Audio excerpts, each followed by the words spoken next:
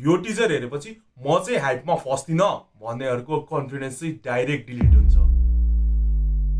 नमस्कार movie not, म हुँ नडी एक्सप्लेन र आज म ब्रेकडाउन गर्न गइरहेको छु टक्सिकको नयाँ टिजर। फर्स्ट फ्रेमदेखि नै भाइब्स क्लियर छ। Dim lighting, slow work, attitude overload. यो मुभीले स्टोरी होइन मुड बेचिरहेको छ। ड्याड इज होम टाइपको डायलगहरू अलरेडी भाइरल भइसक्यो, तर यो रियल फ्लेक्स यो लाइन होइन, यसको स्क्रिन प्रेजेन्स हो।